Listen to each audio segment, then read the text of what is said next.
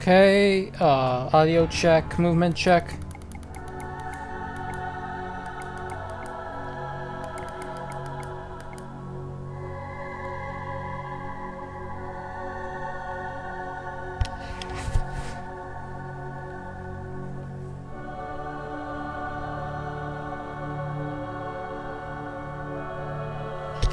One more check.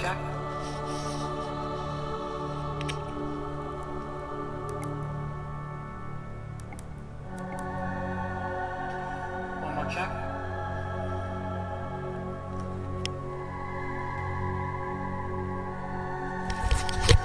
Okay, appears to be good. Hello everyone, this is Gundam Ace, aka John Hooper, here continuing my streaming of Secret Game Killer Queen. Last time we finished the second route, and since for anyone who didn't see the results of that one, I'll keep quiet about it, but what I will say is that thanks to Ajo's correct bet at an opportune time, we won a lot of chips. We won a lot of chips through the bet system, as you can see there. So we have a lot of, we can access to a lot more extra content after this. But yep. So that route's done, and so we are about to begin the third route. Just to recap something I said last time, the PC version has an exclusive route that branches off from this route. So what I'm going to do is I'm going to play this route first and this version until the end, and then I'm going to switch over to the PC version in order to play the PC exclusive route there, and I'll just not show any the only adult content that's in that route in that version. So we'll do this first, and then we'll do the PC exclusive route first. They're classified as route 3A and 3B, so we're going to do 3A first. Also, because we're starting a new route, the stream game has been reset, so people are free to bet again, and we have here are the current results of the betting points.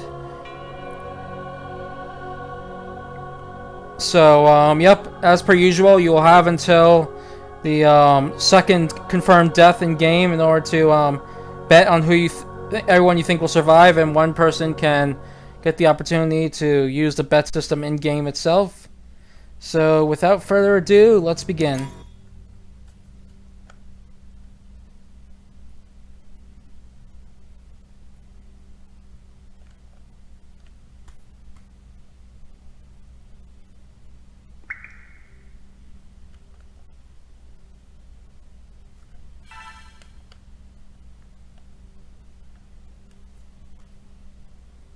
When he first woke up, Soichi felt like he'd been having some sort of dream. He didn't know why. Perhaps waking up in this unfamiliar place had strengthened that impression. But he was sure of it. After all, if he hadn't, then there wouldn't be tears trailing out the corners of his eyes. Soichi wiped his face and cheeks and sat up. Where am I? Though he was now up, he couldn't wrap his mind around it. A sight totally alien from the scenery that normally greeted him each morning unfurled before him. It was a room made of modern concrete. It was covered by a carpet filled with expensive Western furniture. However, whatever luxurious mood the room was trying to emulate was marred by the blanket of dust caking everything. Same went for the furniture, but the bed Soichi was lying in was the worst victim. Not only was it dirty, but there were springs jutting out here and there. The fact that the wooden furniture looked so expensive only served to heighten the bizarrety of it all. A VIP sick room from an abandoned hospital. That was Soichi's first impression. What's going on? But when Soichi tried to recall what had happened, the core of his head throbbed with a sharp pain.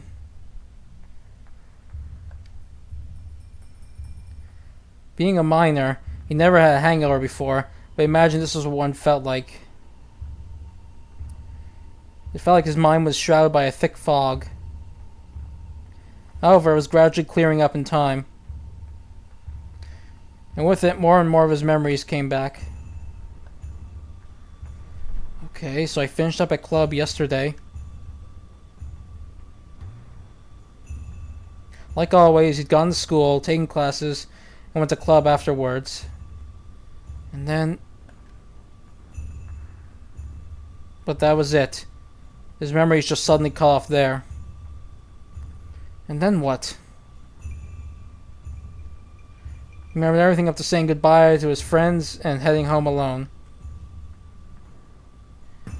However, everything after that was a blank.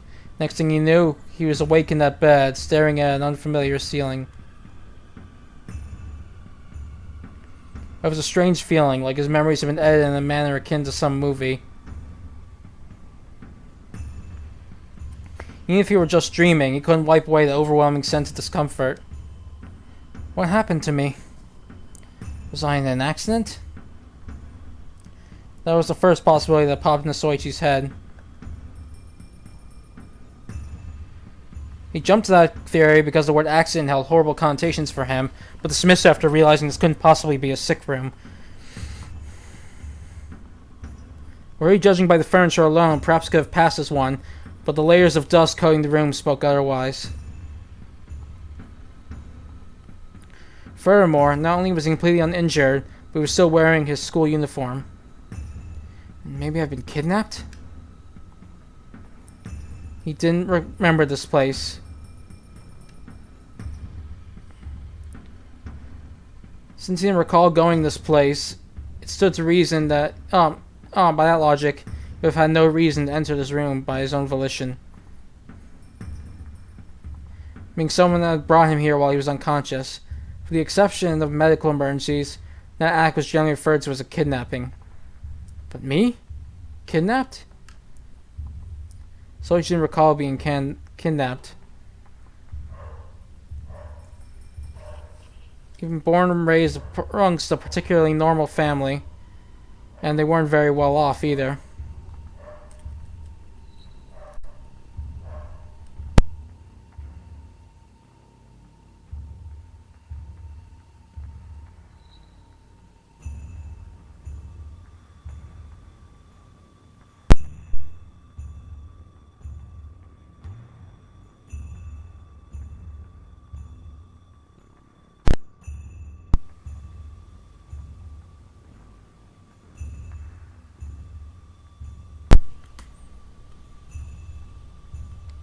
Sorry, gotta do a brief audio test. 1 second.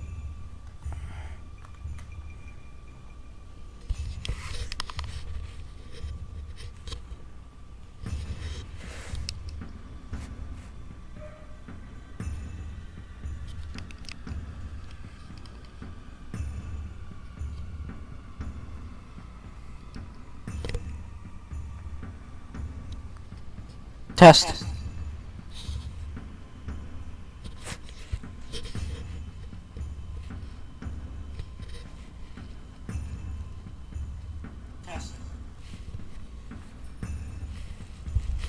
Okay, it appears the audio is working fine, so I'm going to continue now.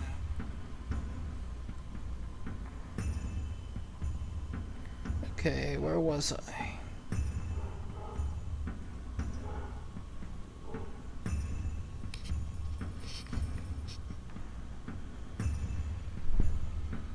Okay, here we go. So there would have been nothing to gain from holding someone like Soichi for ransom. He hadn't done anything that should have merited a kidnapping. Seriously, what's going on here? Soichi lightly shook his head in an attempt to fight off the lingering ache that swelled. And then he noticed it. What's this? When he shook his head, he noticed it felt strangely stiff.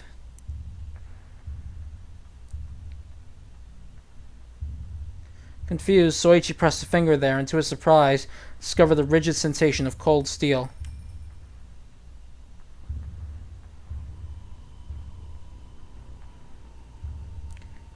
He traced his hands around it. When he did, he realized some sort of metallic ring was wrapped there.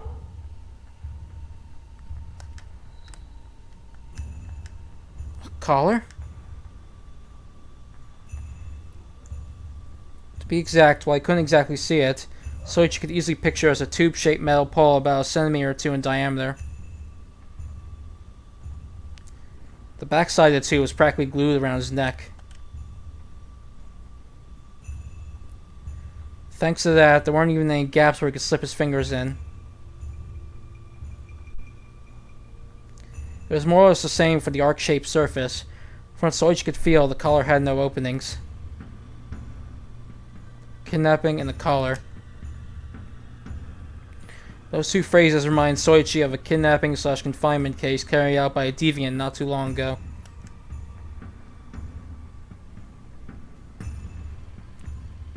The perpetrator kidnapped people and put them under surveillance. Confined them. Sorry, and confined them. Then he forced them to treat him as their master. Don't tell me that I've... Soichi couldn't help but gulp. It was hardly inconceivable. After all, he had already been brought into an abandoned room. Right at that moment, something beeped. Whoa! What was that? Alarmed, Soichi frantically looked around the room and spotted something sparkling on a wooden table nearby. That's where the beeping was coming from. It wasn't much louder than a cell phone ringtone. Oh, my belongings are here too.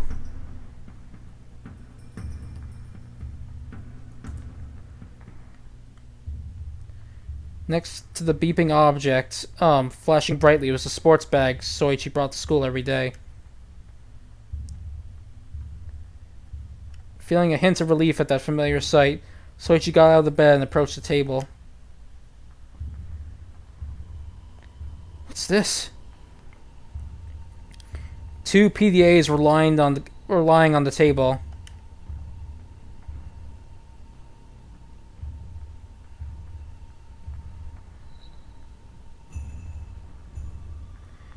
They were awkwardly lying on top of one another. Oh, sorry, next to each other. Thanks to that, Soichi could see both of their screens. The PDAs had a most peculiar design. There were no logos or any marks like that on them. Oops, sorry. There were no logos or any marks like that on them. What stood out the most was the image of an enlarged playing card on the screens. The Ace of Spades. And this one's the Joker? Soichi picked up the PDAs, finding them to be lighter than he expected. They were 10 by 6 centimeter devices that were exceptionally thin, and so to accentuate the whole playing card motif they had going on. The LCD screens covered up the majority of the PDAs, with the exception of a small section at the bottom outfitted with 3 small buttons each.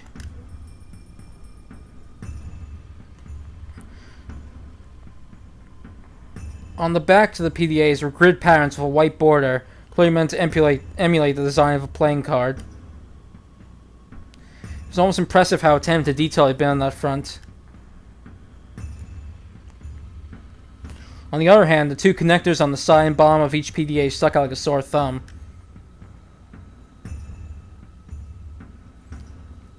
Not only were they clearly heavier than the PDAs themselves, but they also disrupted the whole card motif. Just then, when Soichi was comparing the 2 PDAs,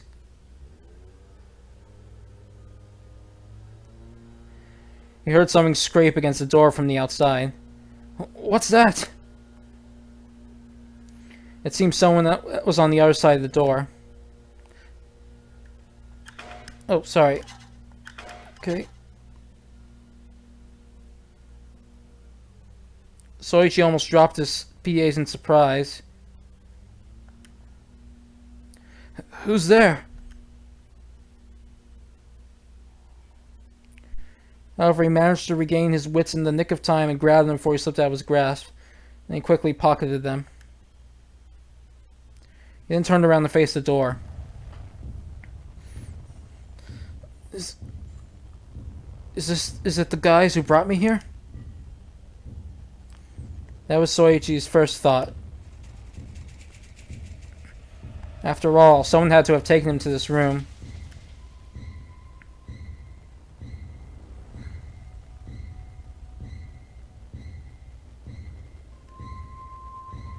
Since he couldn't imagine anyone else who it could be, it was only logical that his captor was on the other side of the door. What should I do? Run? No, where would I even go? There was nowhere to run in this room. Should I hide under the bed? Or behind the furniture? The doorknob jingled. Soichi's body froze up at that moment. They're coming! There was no time to run. What now? Tackle him and pin him to the ground? No, wait, what if there's more than one of them? The doorknob turned as Soichi continued to panic. Fear and anxiety swelled within him. His heart pounded like mad, and his head was dizzy from the sudden influx of blood rushing there.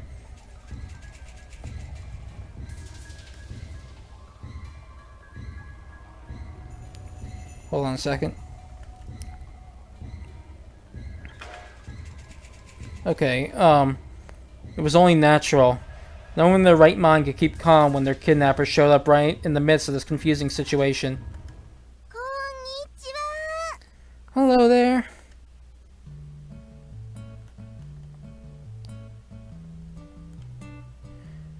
But when that woman opened the door and greeted Soichi in a high-pitched voice,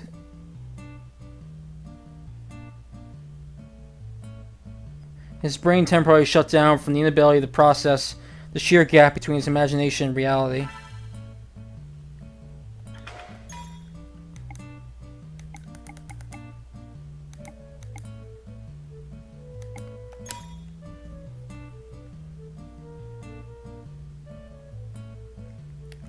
Second.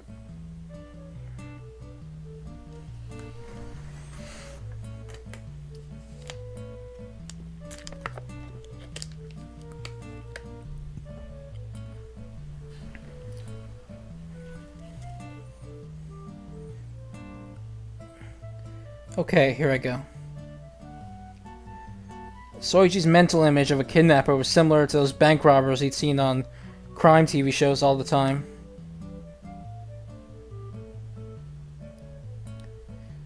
That was to say, a tall man in a faded jacket and jeans, wearing a balaclava, hat, and sunglasses that concealed his emotionless face.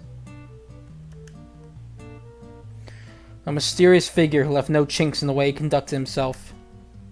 That was the image Soichi concocted. But that image was shattered in the blink of an eye when Soichi saw the face peeking at him through the gap in the doorway.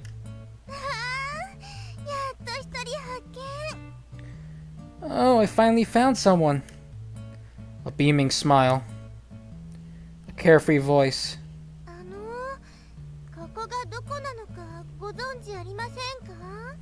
Do you happen to know where we are?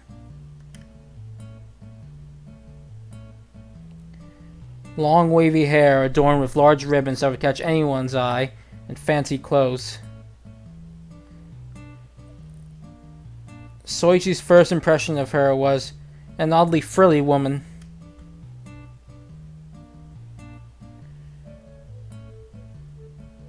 Kind of woman completely unbefitting this dank building and room.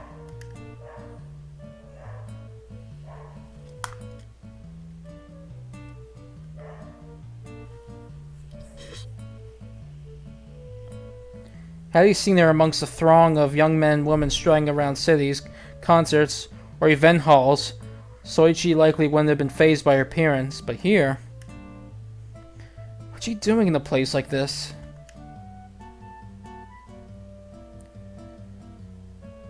Whatever guard Soichi had built up and blown to smithereens and replaced with dumbfoundment as he watched the woman open the door and come in. Are you okay? With her voice filled with concern, the woman tilted her head, her ribbon swaying with that action. Yeah, I am. Sorry about that. Soichi hastily answered. If I had to guess, I'd say she's probably a bit older than me.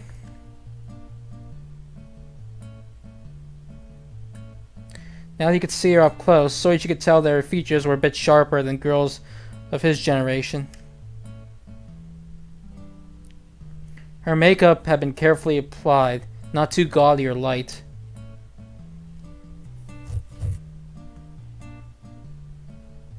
That, combined with the elegant accessories she wore, caused Soichi to guess that she was either in college or was a recent graduate. As such, Soichi chose his words carefully to show her respect. I really am sorry. It's just, I wasn't expecting to see a face like yours pop through that door.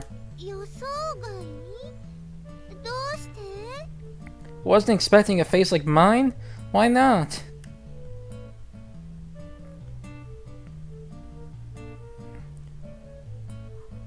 The woman's lips curled into a frown again at Soichi's confusing statement. Her oily features slightly unraveled as she made yet another puzzled expression. Well, I thought you might be the kidnapper, so... Kidnapper? The woman blinked over and over again. She placed her hands to her cheeks and meandered over Soichi's words in confusion. Were you kidnapped? Right as the woman tilted her head at that comment, Soichi noticed the dull shine of a silver collar around her neck for the first time. It had been hard to make out before, given the inane amounts of accessories she was already wearing. Now Soichi could clearly see the dull metal ring wrapped around her neck. Is it the same as mine? Soichi unconsciously brought a hand to his collar. Yeah, probably. I don't remember coming here on my own, you see. When I woke up, I was lying in that bed. Soichi pointed to the bed behind him as he answered the woman's question. Oh, it was the same with me. The woman beamed and clapped her hands together.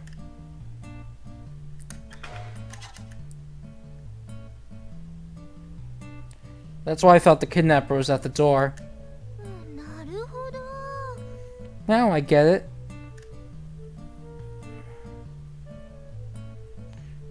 But right after that, the girl's smile faded with realization.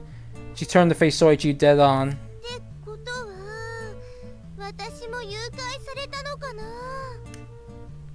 So does that mean I've been kidnapped too? Good question. I'd like to know that myself. Does she not realize she might have been caught up in some sort of incident? Soichi felt a bit exhausted in the face of the woman's boundless cheer.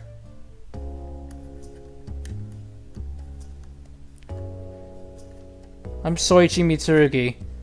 I'm 18 and in senior in high school.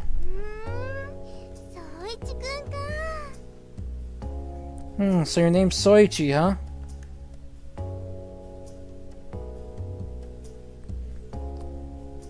The woman nodded to herself over and over again as Soichi gave his name. The ribbons and ornaments adorning her hair and clothes swayed as she did.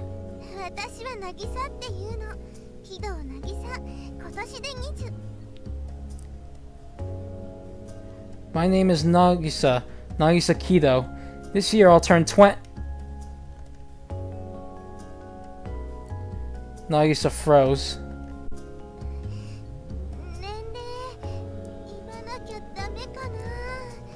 Do I have to tell you my age?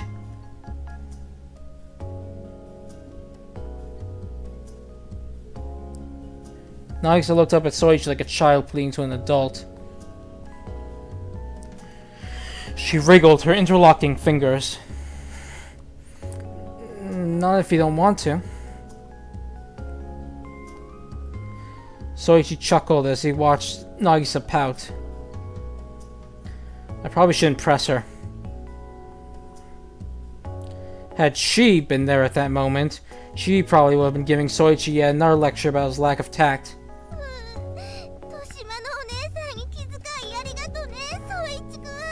Thank you for being so considerate about a woman's age, Soichi. You don't have to cry about it. It's not like she can be any older than 25, anyway. Why do women get so touchy about their age after 20?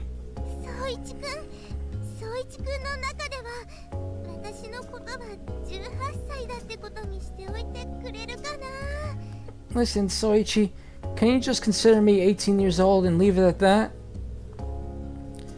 Yeah, gotcha, no worries.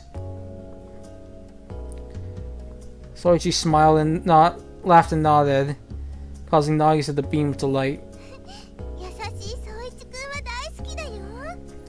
I love how you're such a nice guy. I'm honored. The two smiled at each other for a while afterwards. They introduced themselves rather quickly after meeting each other. Once they understood they had nothing to fear about the other, they realized how awkward it would be not knowing their names. Soichi felt he could trust Nagisa from the way she acted.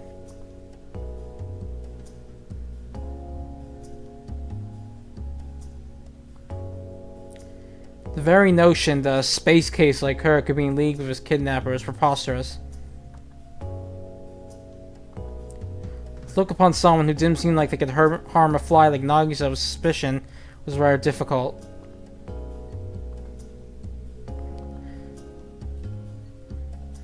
Besides, Nagisa had trusted him from the beginning. No, it would be more appropriate to say that she was totally unaware of the dangerous situation she wound up in.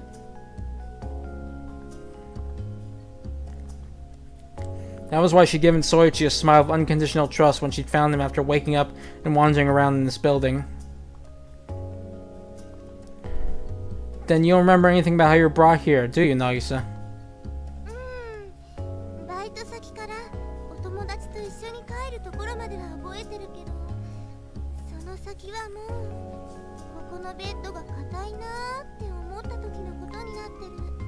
Well, I know I was heading home with a friend after getting off work.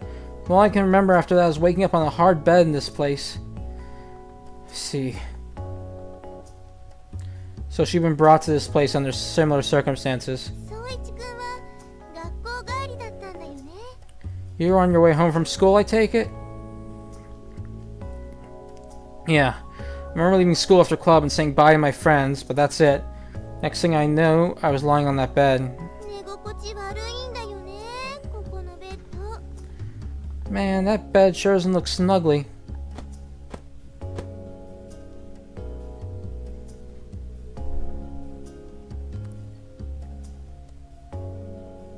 Nagisa frowned, tapped the mattress under her.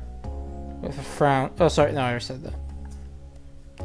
She and Soichi were sitting on it side by side.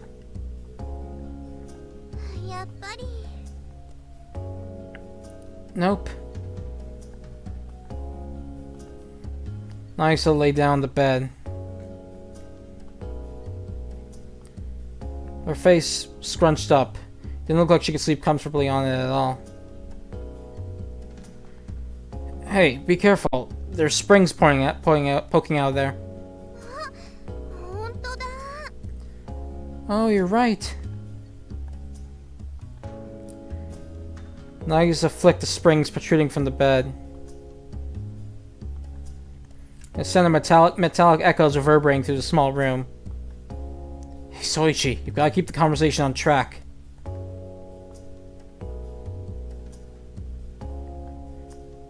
Soichi realized that and quickly worked to get them back on course.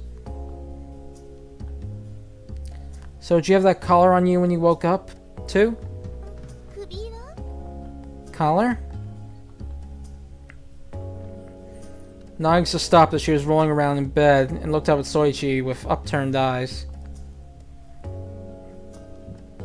Seeing her acting like a young girl almost made Soichi forget she was older than him. Crap, get a hold of yourself, Soichi. You're asking her about the collar, remember? Yeah, like this. It was around my neck when I woke up.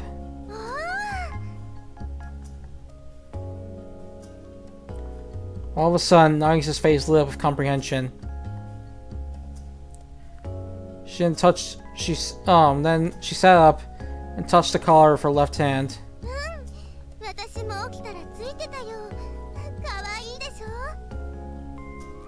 Yeah, it was the same for me. It's cute, isn't it? Nagisa beamed like an angel. Yeah, huh? Wait a minute. The silver collar did indeed go well with Nagisa's flashy appearance, but Soichi realized she'd said something odd. You said it was cute, right? Does that mean you've seen it before? Huh? You mean like somewhere else? Yeah. Nagisa pondered that question for a few seconds, but ultimately shook her head. Nope, this is the first time I've ever seen it. Then when did you get a chance to see it? Not too long ago, right after I woke up. Nagisa kept beaming as she took something out from her small handbag.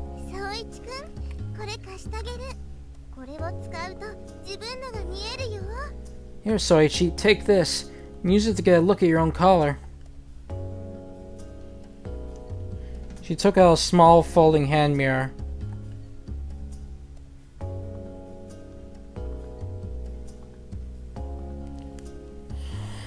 It had a feminine design, the type women use to groom themselves. Thank you. Oh, so that's all it was. He'd been hoping Nagisa knew something he didn't, so Soichi couldn't help but be disappointed. Maybe for the best not to expect to get anything out of her. With that in mind, Soichi took the mirror from Nagisa and gazed upon the reflection of his neck.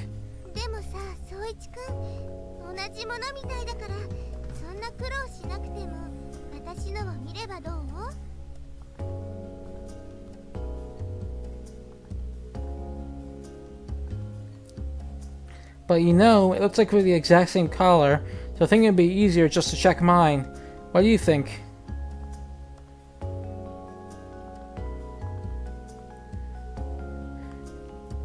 Though the image of the collar in the mirror was reversed, it was the very same as Nagisa's, just as like she said. It was a fairly simple collar with no openings visible on its silver surface. It was completely bare save for a small connector on the front and tiny LED lights that look like indicators. So these collars are some kind of electronic device? Looks like it. Soichi rubbed the connector and the LEDs as he gave Nagisa back her mirror.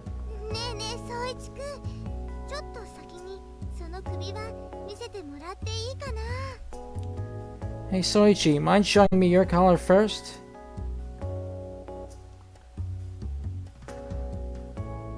Nagisa took back her mirror and walked up to Soichi. She was readying herself to reach out for his collar. She sure is off in her own little world, isn't she? Soichi nodded with a hint of a wry smile. Sure, go ahead. Thank you.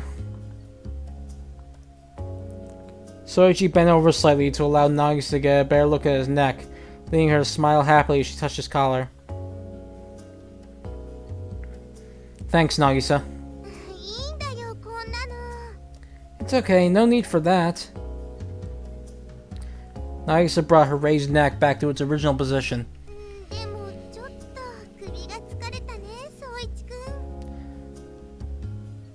But your neck must be killing you, huh?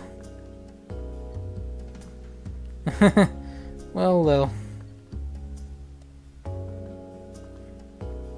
They'd shown their collars to each other, but stopped checking when they realized they wouldn't be able to figure anything out just by looking at them. でも残念だよね。せっかく可愛い首輪なのに、前の鍵穴が邪魔だよ。 But it's such a shame. It would be a really cute collar if it weren't for that keyhole in the front. Keyhole? Nagisa was referring to the connector on the front.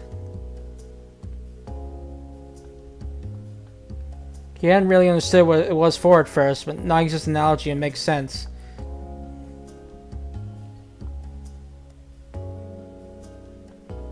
It wasn't common, but apparently there were some houses that used electronic locks.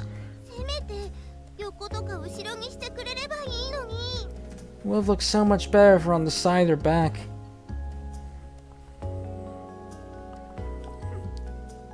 I'd rather not have a strange collar stuck on me for long. Let's try to get these off as soon as we can, Nagisa.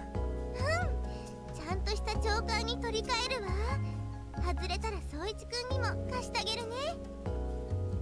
Yeah, now you can put on an extra choker instead. Let you have one once you get yours off too. Sounds good? Thanks. But how are we supposed to get these off? Soichi tried grabbing his collar, but the surface was so smooth and slippery that he couldn't get a grip on it. Furthermore, it was wrapped so tightly around his neck that he couldn't slip his fingers under it either. Say, Nagisa, are there any gaps in your collar you can stick your fingers in? ちょっとこっちに来て。 I'll check. Come on over. Nagisa beckoned Soichi over. Once he drew near, she reached out and touched his collar. She fiddled with it for a short while, but soon gave up and shook her head. ダメみたい。ぴったりすぎて指の先が引っかかるぐらい。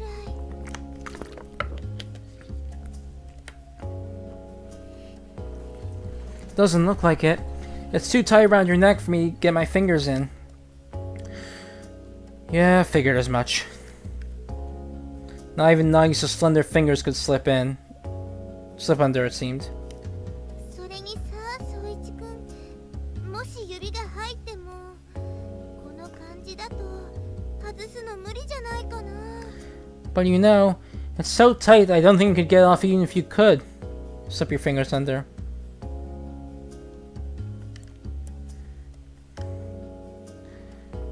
Nagisa flicked Soichi's collar.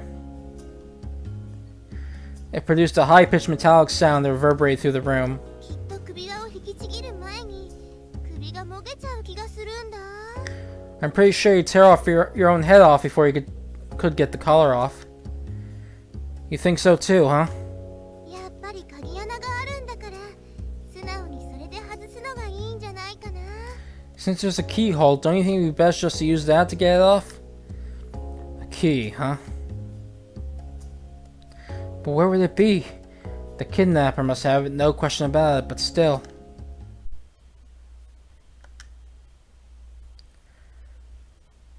Soichi then finally remembered he'd been kidnapped. He'd been so caught up in Nagisa's off-kilter attitude that he'd completely forgotten his fear. But there are no keys in this room. These are the only things I found.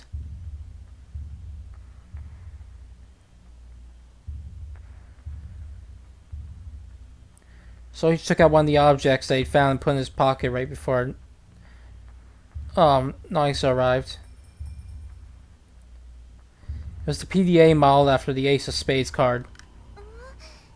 それ Oh, that's... Nagisa approached Soichi to get a better look at the PDA. 何か役に立つのかな。そのゲーム機。 Do you think that game console will come in handy? It seemed Nagisa thought the PDA was a game console. I don't know. It's the only clue I have to go on aside from this collar.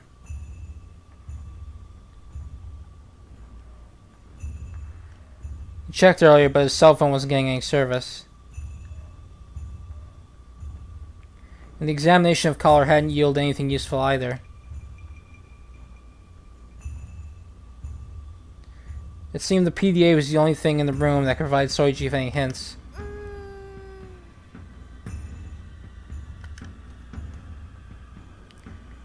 Nagisa crossed her arms and pondered. Her usual cheery face gave way to a serious look. Something wrong? それ私の寝てた部屋にもあったの。 There was one of those in the room I woke up in. Wait, you too? 決めた。しょ Yep. Okay, here I go. Nagisa got off the bed and gave Soichi a grin. What's up? 取ってくるね、宗一くん。 I'm gonna get it. Wait, hold on. すぐに行ってくるから。 I'll be right back. Nagisa ignored Soichi's protest and ran out of the room. Nagisa! Why does she always have to be in her own little world? Wait, this isn't the time for that. Wait up, Nagisa. It's too dangerous to go by yourself.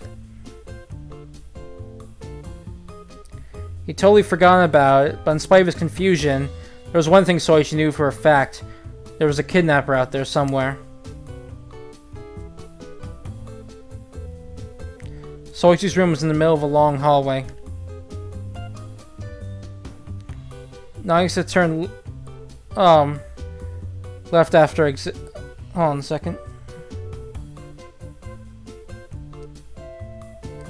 Nagisa turned left after exiting the room and ran out without a moment's hesitation. Soichi was hot on her heels. Nagisa, wait!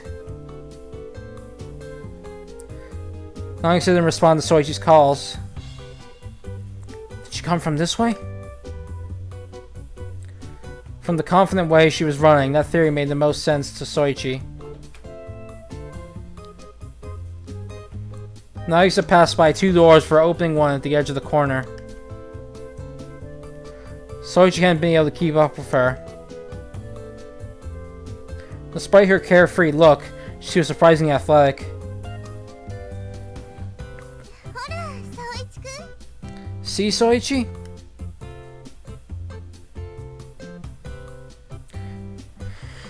Nagisa flashed Soichi a beaming smile as he rushed into the room.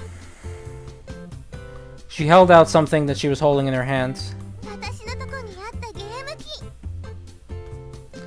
I had one of those game consoles in my room too. It turned out to be a PDA displaying the Jack of Spades on its LCD. 宗一くんのとお揃い。 It's just like yours. Nagisa was oddly excited, but Soichi just, looked confused. Huh? You only have one? どういうことなの？ Hmm? What do you mean?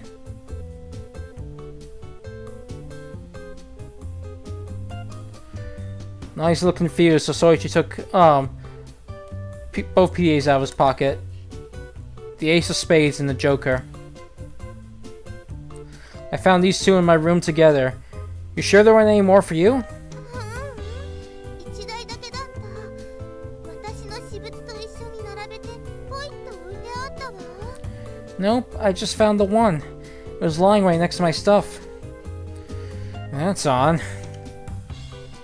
Soichi scratched his head.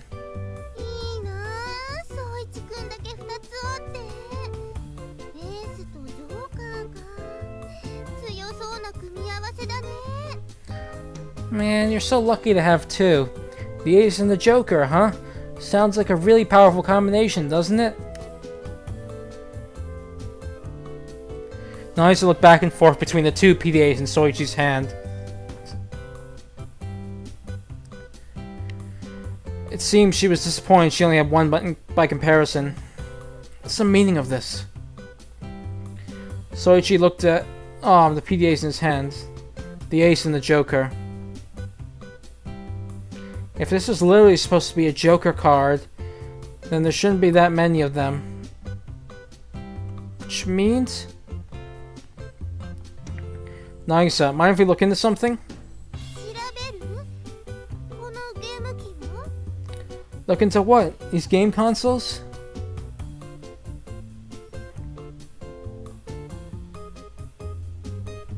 Yes, I know you're jealous of me, but if this one's purpose is like the Joker and the Old Maid, then that's bad for me.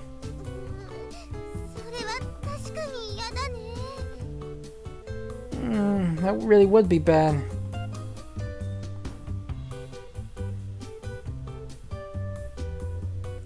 Nagisa's gaze on the PDAs has shifted from envy to uncertainty.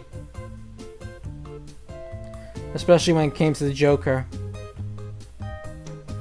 She craned her head all around, looking at the PDAs from a variety of angles, never looking satisfied. Sheesh, it's always about her, isn't it? Soichi smiled wryly before pressing the button on the front of the Ace PDA.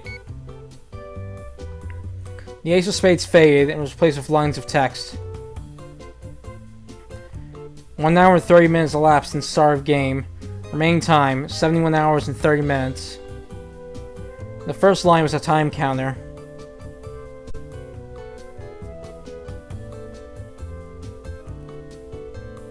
It seemed 1 hour and 30 minutes had passed after the start of something. Start of the game? What does that mean? Is this really a game console? Soichi moved on to the next line. Rules, function, release condition.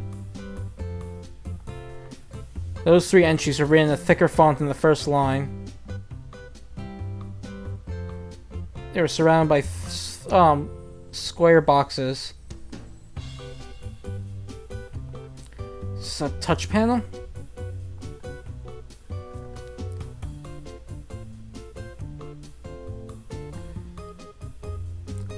There's a function common to most portable game consoles. So Soichi knew about it. That's why he only paused for a second before tapping the rules icon. The screen changed again, giving way to a wall of text.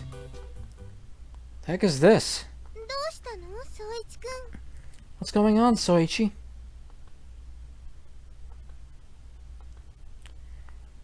Tech-illiterate Nagisa, who had been impotently gripping her PDA up until that point, leaned over to take a look at Soichi's screen. The text read as follows. Okay, so yeah, this is the rules again. I'm just gonna briefly go over each one instead of reading the whole thing.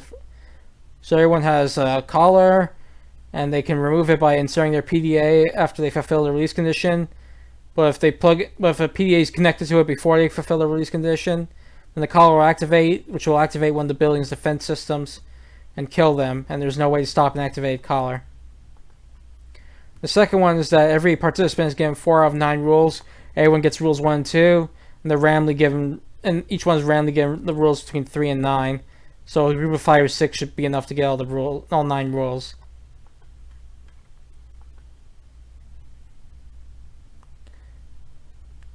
In addition to the 13 normal PDAs, there's also the Joker, which is randomly assigned to one of the participants. So kind of a wild card, since it can perfectly disguise itself as one of the other 13 PDAs down to its functions. There's no time limit to the function, and it's possible to use it as many times as the owner likes, but after it's used, they can't change it for an hour.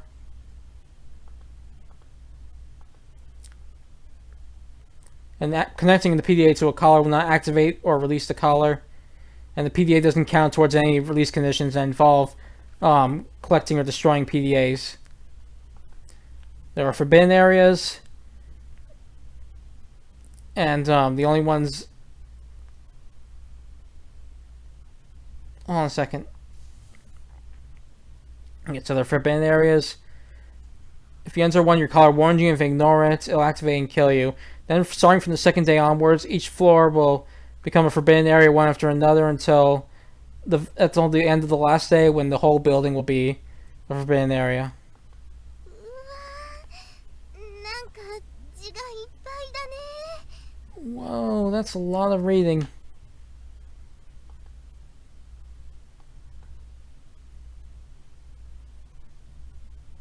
The moment she laid eyes on that wall of text, Nagisa shook her head and turned away as though she had a headache. 宗一くん、それでそこには何が書いてあるの？ So what's it say, Soichi? She smiled as she waited for Soichi to explain. Well, it's rules. I think you have some in your PDA too. ルール Rules? Nagisa brought her PDA to face level. どうやるの How do I see them? First, press the button on the bottom of the screen. これを押す Like this? それで I see. Then what? See, oh. Do you see all those words there? Yep. Now tap the rules part and you'll be able to see what I can.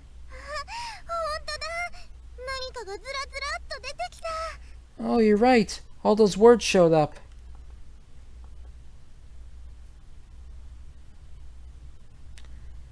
Nagisa smiled at Soichi with a hint of excitement. She almost tripped over her own words.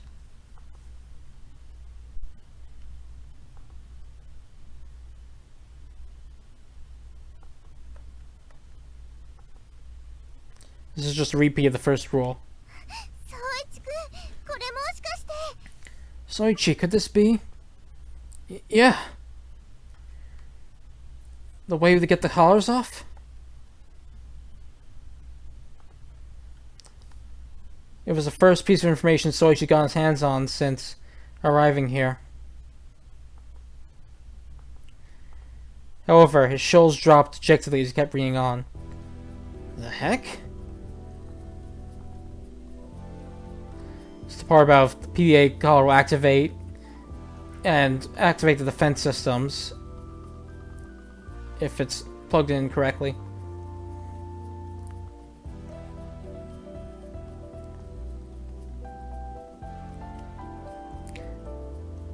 That sentence is rather difficult to believe.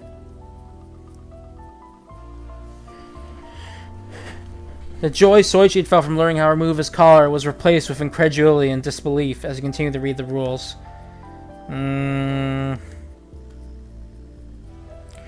By the time he finished reading the rules, Soichi could see the words written in the PDA is nothing but an ill-conceived prank. Collars? Defense system?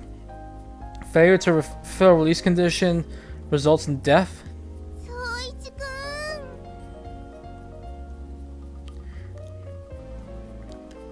ん Nagisa also looked suspicious. It seems she felt similar to him. It told us how to remove the collars, but how much of that can we really trust? そうだねそれにいきなり参加者が13人とか賞金が20億って言われてもピンとこないよね Yeah, all that stuff about there being 13 players and a prize of 2 billion yen just sounds so out there, doesn't it? Wait, huh?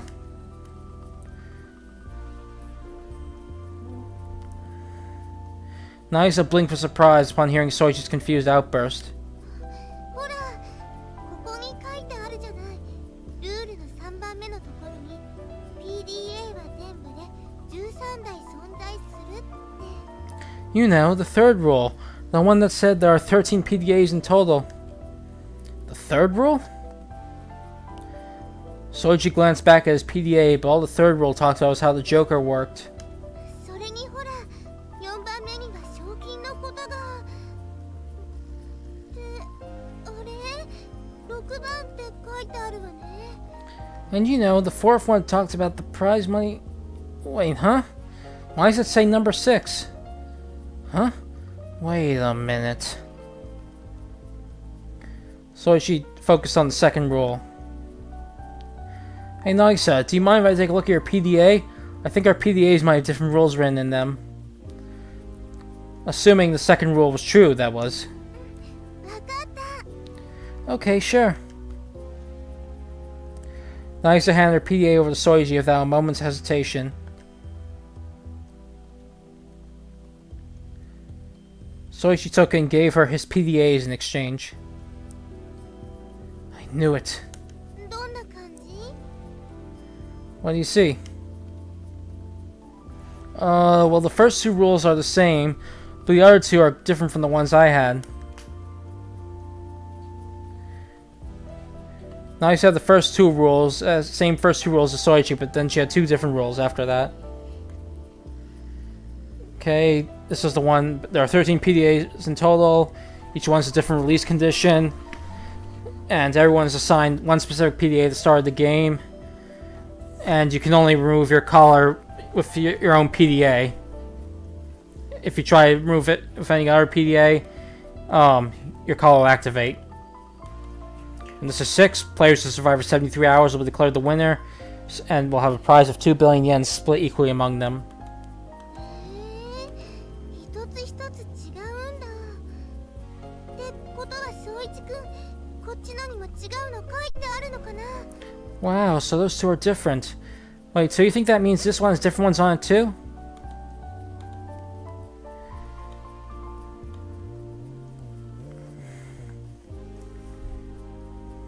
Nagisa held out the Joker PDA towards Soichi. Please go ahead and check, Nagisa. Okay.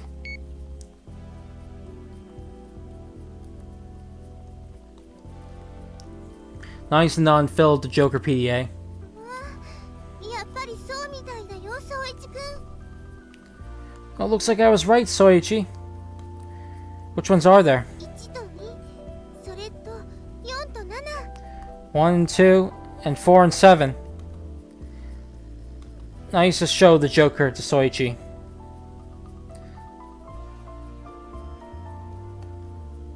Oops, 7 was the one about, if anyone launched an attack in a non-combat area, the collar will activate. In addition to the familiar number 4, there was also rule number 7. Non-combat areas? They got those too? First forbidden areas and now non-combat areas. Meaning there was a specified place important to this so-called game. So we've got 7 of the rules.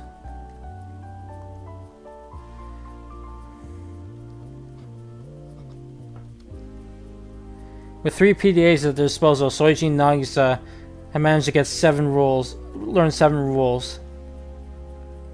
It seemed there were 9 rules in total, so they had over half, clearly had over half of them. But they all sound so ridiculous. Who the hell believes something like this? Just as Soichi thought that. Whoa! Nagisa gasped as she looked at the Joker. 宗一くん、ちょっと。 Soichi, look! She tugged Soichi's jacket. She looked down with a serious look on her face. ジョーカー壊れちゃった。 The Joker broke! It broke? なんでかわからないけど、クイーンが出てるの。ほら。 Yeah, I don't know what happened, but now there's a queen on it. Look! Nagisa showed the Joker to Soichi.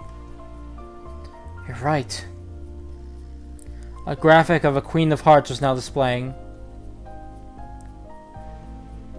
What happened? わからないの。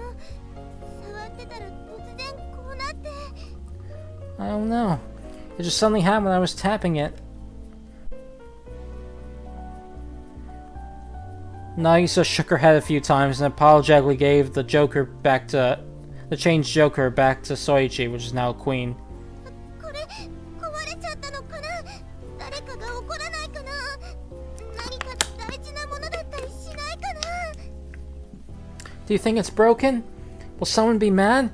Wasn't important or anything, was it? Nagisa was panicking. No, I don't think so. This is probably the Joker's disguise function mentioned in rule number 4. そうなの? You think so? Yes, probably.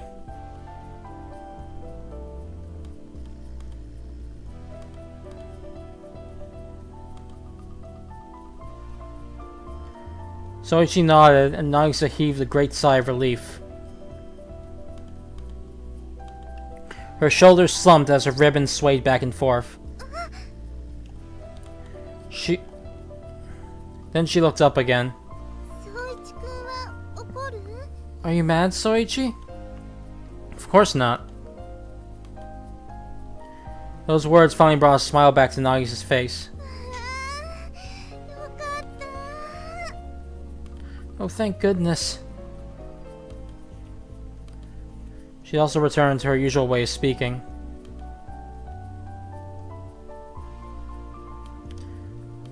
Why do you think I would be mad?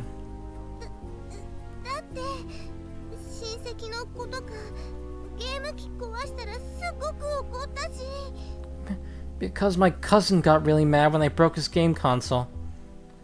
You broke it? Soichi couldn't help but chuckle.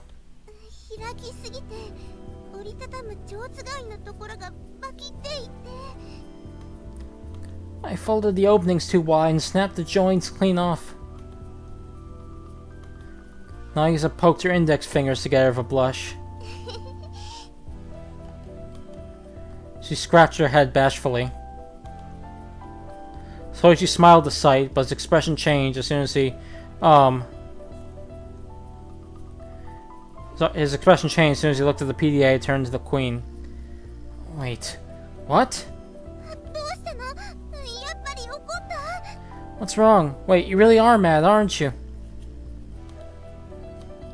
Nagisa grew worried again. No, that's not it. It's the rules. They've changed too. Remember how 4 and 7 were on here before? Now 6 and 8 are here instead. Oh, that's great. Soichi couldn't tell if Nagisa was referring to the fact, that he wasn't mad at her or that they discovered new rule.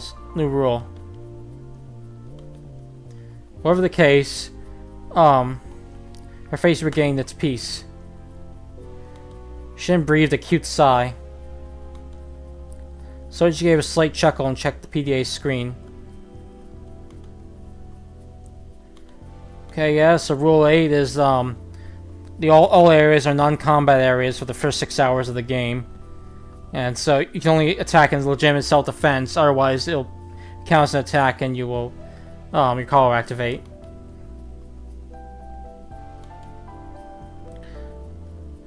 So if an hour and a half has passed, that means fighting still isn't allowed for now. Wait, hold on a minute. Soichi's face paled.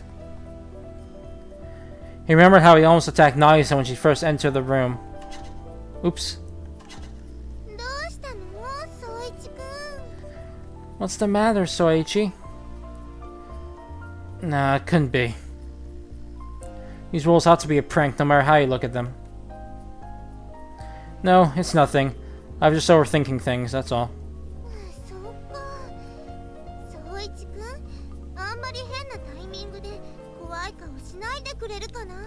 I see. And could you not make scary face like that out of the blue again? Huh? You made me worry that you really were mad after all. But the Joker was for real. It disguised itself just as the rules said it could. So are the rules true depending on circumstances? It's okay, Nagisa. I'm not a kid, so please stop worrying about that. That's right. I'm worrying too much. There's no way in hell something like this could be for real. Soichi gave a self-mocking smirk.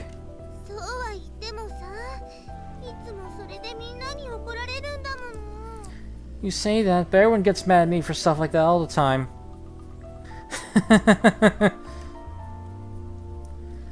Nagisa's world had a way of shining at just the right times. No doubt it was a source of trouble at times as well, but Soichi found himself fond of that aspect of hers.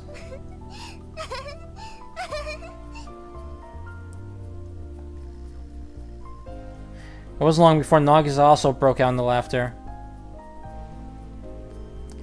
Who could ever keep a grim face around someone like her for long?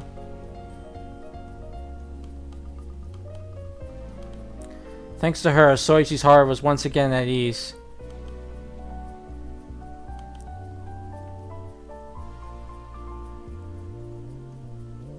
He really did have to thank her to stop his train of thought from reaching truly dark destinations.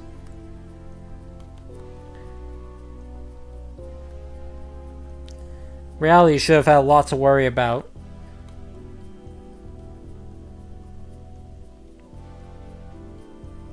It was an undeniable fact that he'd been kidnapped and been taken into some abandoned building. Guess she's one of those so-called moon makers. And with that conclusion, Soichi was able to smile at Nagisa again. Seriously? Soichi tossed the PDA away. The PDA landed on the mattress Nagisa was sitting on for a light bounce. Seriously, what were they thinking with these release conditions? This release condition. It makes no sense. They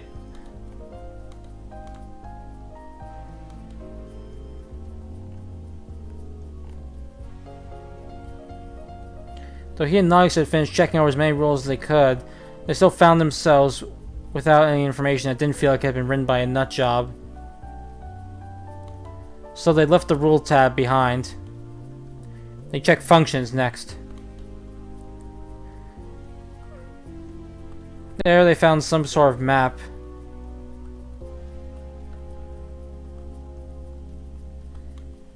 It was like a massive labyrinth.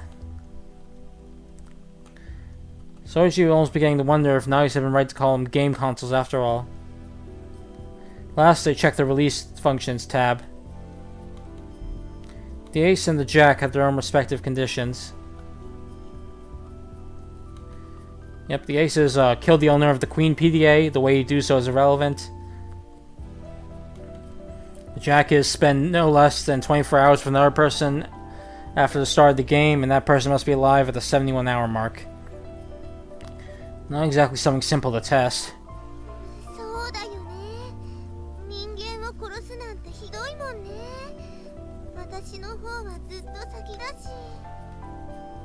Yeah, you're right.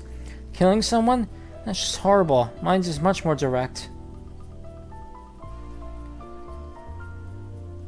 Soichi's condition required him to kill someone to remove his collar. Nagisa's required her to wait a considerable amount of time. There was no easy way to test either. Soichi had been hoping they'd be able to remove their collars to test the validity of the rules, but with these ones, their hands were tied. And even if they were true, even if they are really true, I can never do something so cruel. I'll be damned if I make her hate me for doing something like that.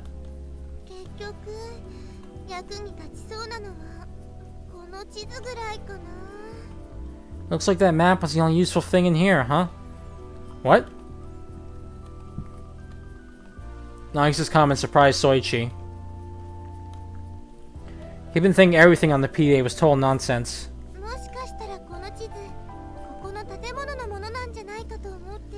Well, I was thinking it could be the map to this building or something.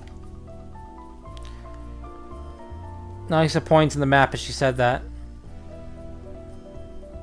No way. If you're right, then that means this place is huge beyond belief. Right. So I think we should check it for ourselves to make sure.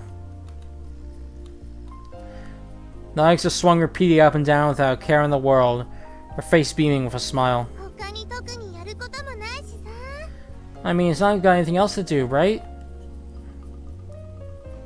She took Soichi by the hand and stood up.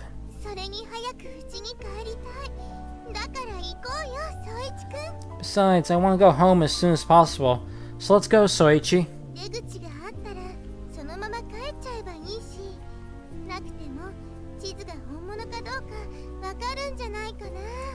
If we find an exit, we can just leave from there. And if we don't, then we'll at least know if this map is the real deal or not, right? Yeah, that's true. Soichi rose to his feet in agreement. That pep of hers is a real lifesaver. Had he been alone, he may have been wandering around aimlessly for a while before falling to his knees in defeat. Soichi found himself more and more grateful for Nagisa's presence by the minute. じゃあ出発 Then let's hop to it. Right, let's find that exit, Nagisa. おー Yeah.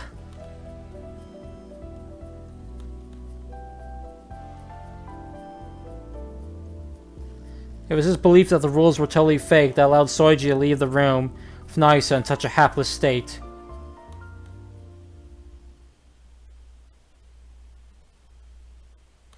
This moment was like heaven compared to the trials that awaited them.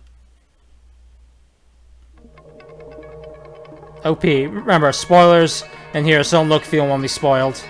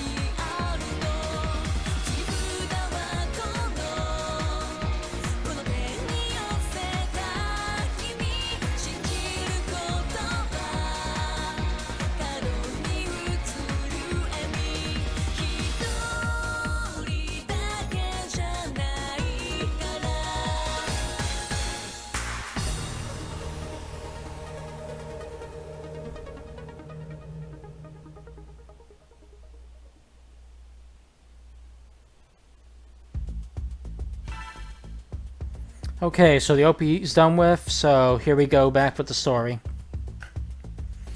I think we might be able to cut through these calls if we find a pair of wire cutters. ワイヤーカッターって Wire cutters? Nagisa stopped searching the warehouse and turned to face Soichi. She was clutching a broom and dustpan.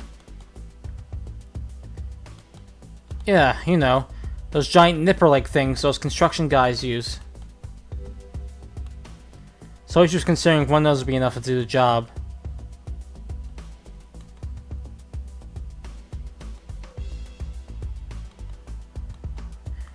The collars were somewhat thick.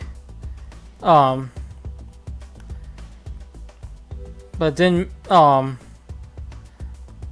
that didn't mean that their insides were necessarily made of metal.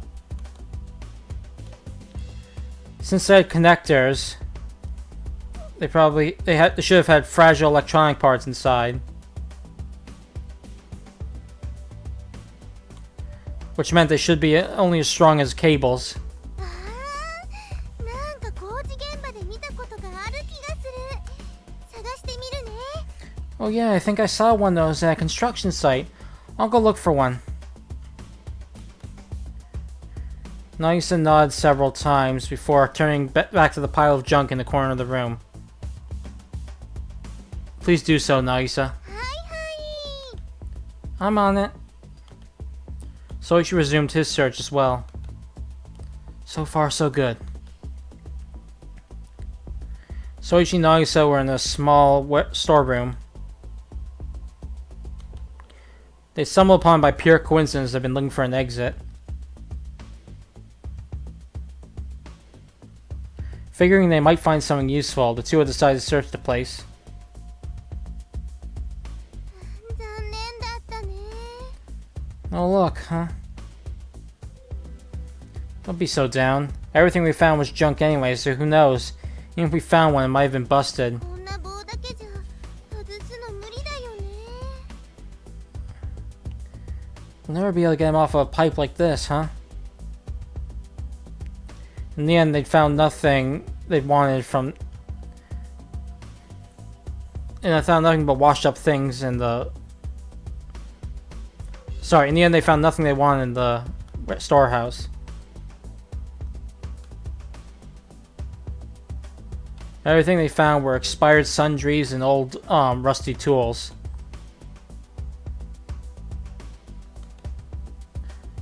Anything that wasn't was all washed up. The only thing that seemed useful was a metal pipe made of alloy now clutched in Nagisa's hand. It was about 2-3 centimeters wide and 1 meter long, and most likely thanks to its composition, had escaped rusting. Maybe if we'd been able to find a gap in the collars, it'd be worth a shot, but as it is now...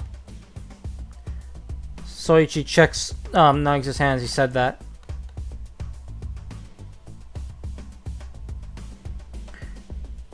It was thick. Hold on a second.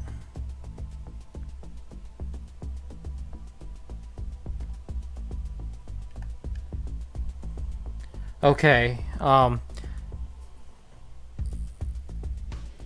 without an opening to put it through, the pipe was too thick to be of any help in removing the collars.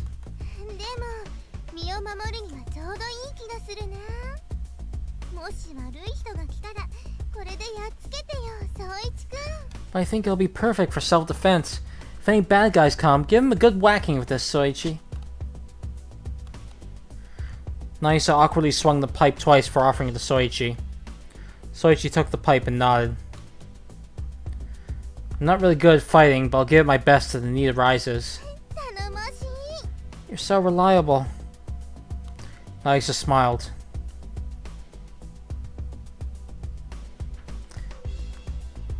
We know there's a kidnapper out there.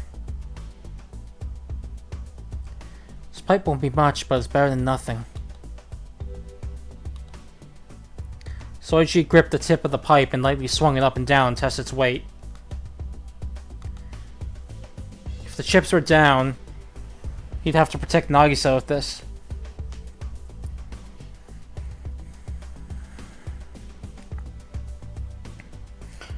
And the idea he might need for self-defense made the realization that there was an enemy out in the open hit that much closer to home for Soichi. Can't believe it's taken me this long to start getting scared.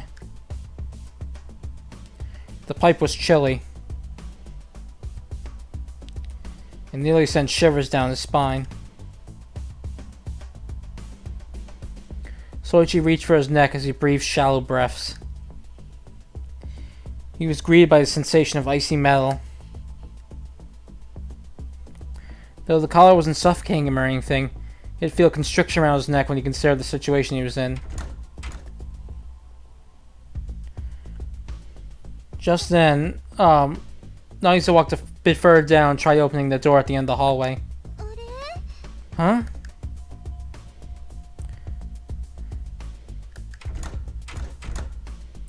Nagisa turned the doorknob over and over again, but the door wouldn't budge.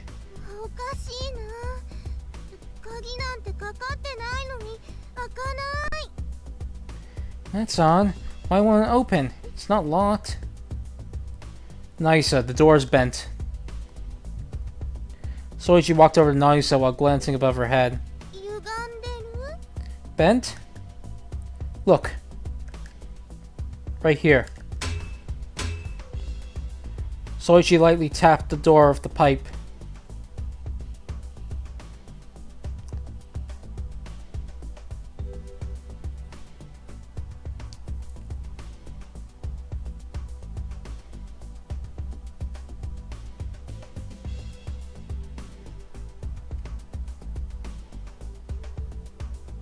Okay, here we go. The metallic door's upper section had a huge dent in it, as though something had smashed into it.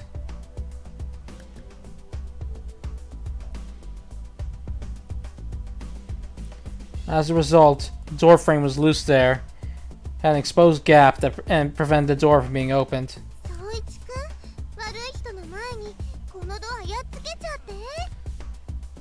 Soichi, whack this door before any bad guys can. Before any bad guys come. Alright, got it.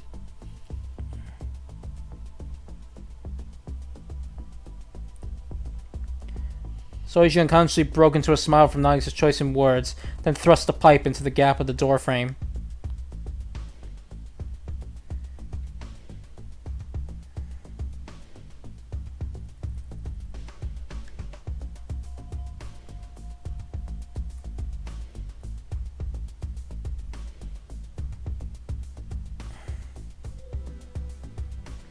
He was planning to use the pipe like a lever to pry the door open. Heave! Soichi mustered all his strength, and the door began to shriek with an ear-piercing wail.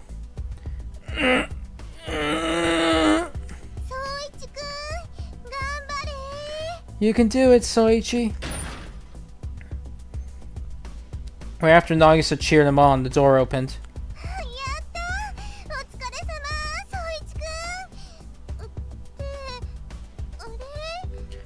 You did it! Way to go, Soichi! Wait, huh? Nagisa sounded a bit surprised, confused. What's wrong? Soichi looked into the room with Nagisa. Someone's in there. See? Oh.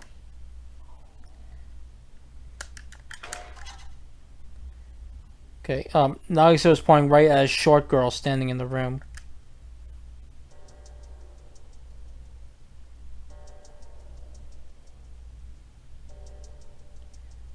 Judging from her height and her boyish haircut, she appeared to be a little younger than Soichi.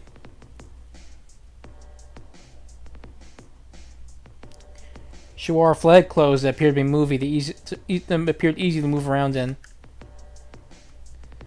Her enlarged eyes held a wisdom behind them.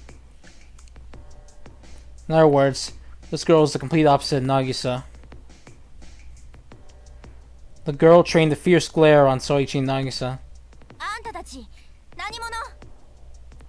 Who are you guys? She asked cautiously.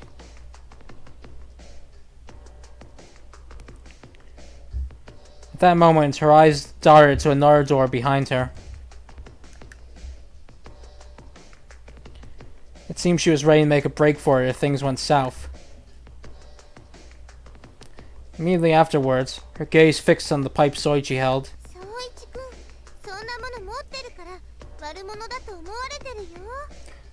Soichi, you look like a bad guy holding that thing. Nagisa points at Soichi's hand with a smile.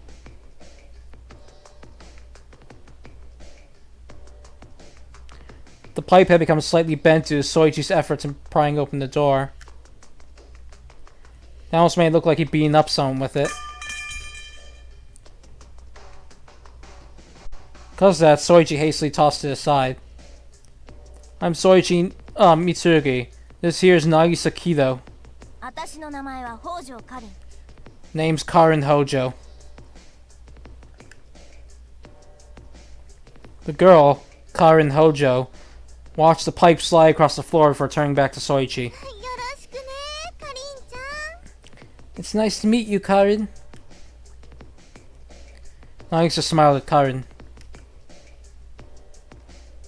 But her carefree voice only served to tense up Karin even more. The two of us are trying to find an exit to this place. We want to get out of this messed up place as soon as we can. Me too. Karin chose her words for her response carefully. But she was still looking at Soichi and Nagisa with caution. It seemed she couldn't bring herself to totally trust them. Well, it's only natural. She was probably taken here against her own will too. Karin also had a silver collar around her neck, so she likely had a PDA too. I know you're having a hard time trusting us, but we're not off the kidnappers. We're in the same boat as you. あれそれは Huh? Wait, those are...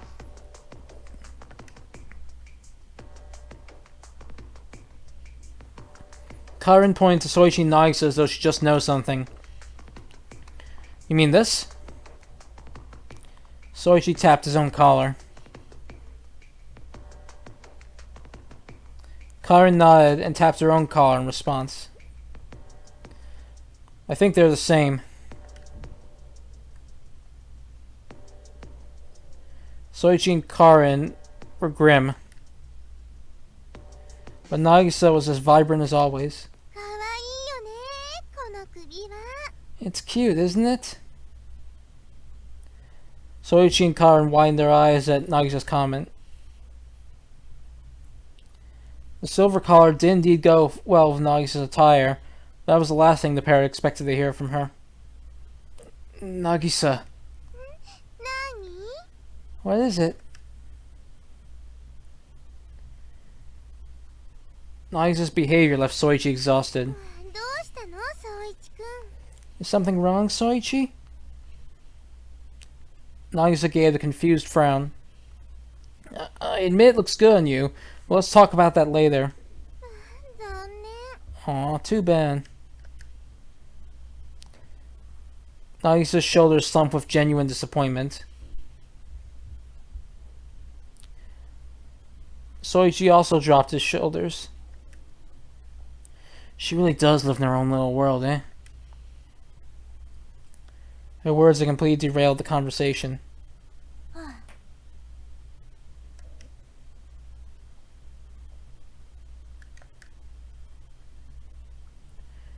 That exchange exhibited a positive effect on Karin. She breathed a short sigh of relief, the tension leaving her body all at once. どうやら犯人じゃないっていうのは本当みたいね Looks like you guys really aren't the culprits.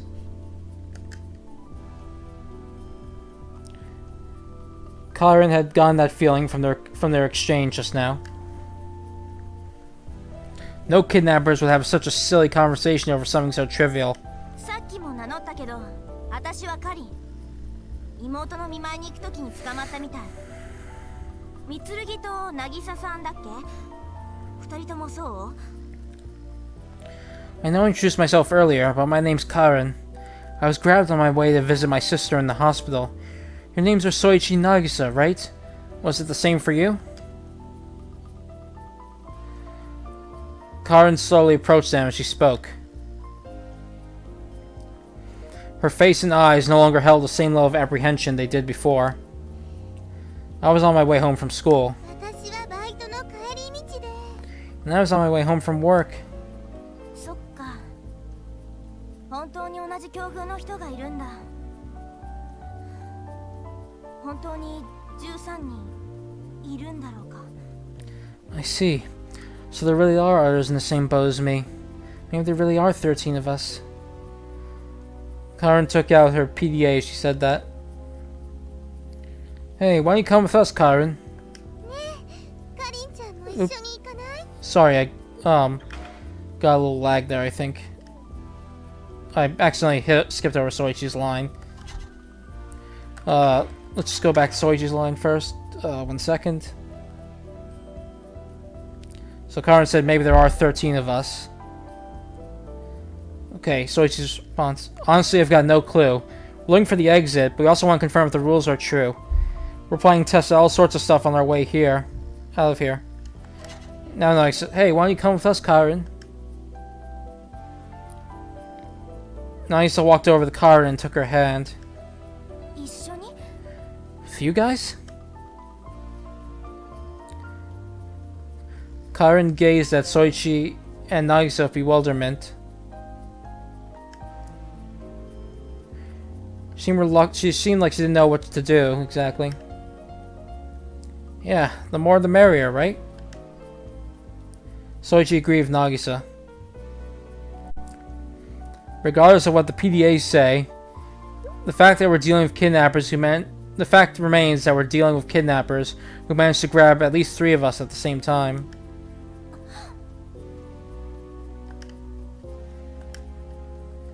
Karen's eyes widened at Soichi's words. Up until then, she didn't think there were only 1 or 2 kidnappers. But with 3 victims, that was a different story. There was no way they'd be able to get that many people into this building with such few numbers.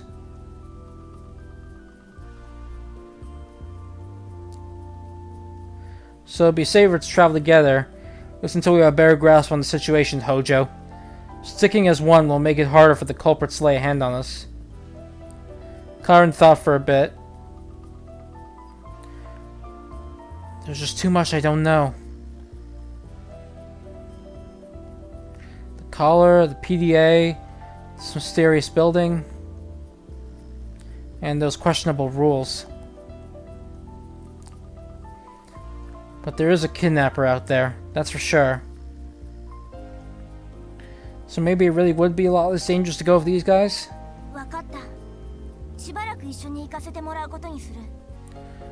Alright. I suppose I can let myself tag along with you for a while. Yay! Welcome to the team, Karen. Nagisa widely swung Karen's hand up and down once Karen gave her consent. Glad to have you, Hojo. Oh, yeah, you're welcome. And thus the party become a group of 3.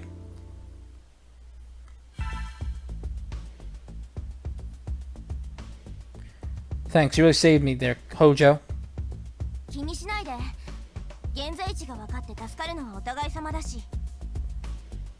It's no sweat. I should be thanking you. I don't think I would have figured out where I was otherwise. Hold on a second, I'm just going to take a quick drink break.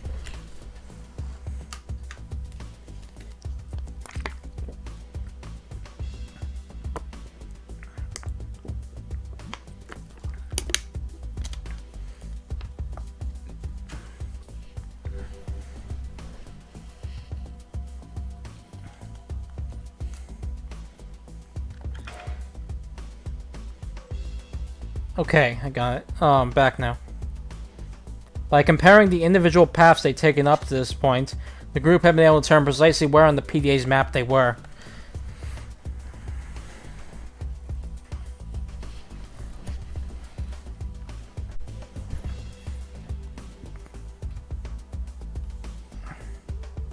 Since it had proven quite difficult to pinpoint the location, in such a labyrinth-like place with so many hallways, teaming up really had paid off for them. Besides, now we can head straight for the exit. Now they discerned their position. They were heading for a giant hall that looked like the exit.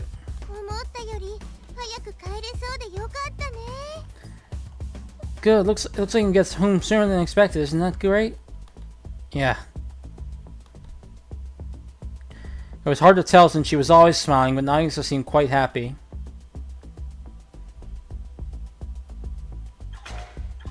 Oops, 1 second. Oops, sorry, I skipped a line by accident. Soichi returned Nagisa's smile with a nod. And then, she was always smiling, so it was hard to tell, but Nagisa seemed happy as well. And again, this could mean that not everything on the PDAs are fake after all.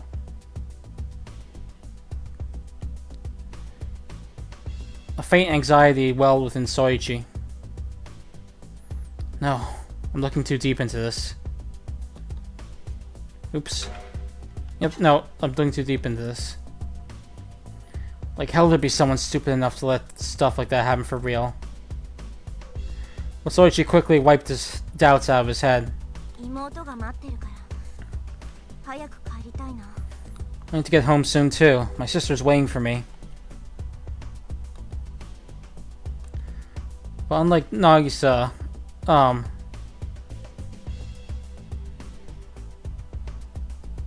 on a second. Like Nagisa, Karen looked worried. It seems her circumstances were not as simple as the others. Oh yeah, didn't you say you were grabbed on your way to visit your sister in the hospital, Hojo?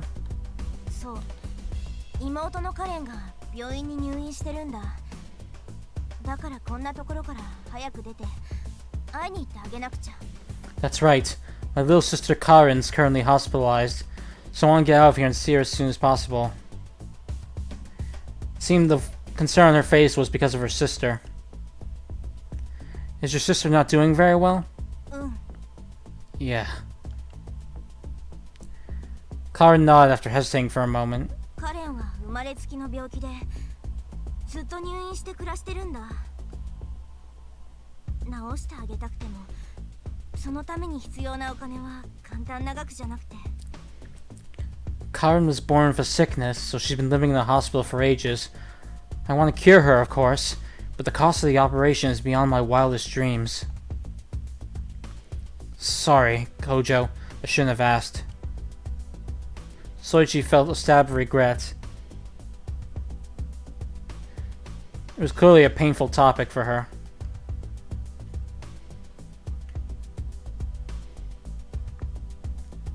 He was curious if Karen's disease was fatal or not, but couldn't bring himself to ask anymore. そんなのいいよ事実だしただだからこそ早く帰ってやりたいんだ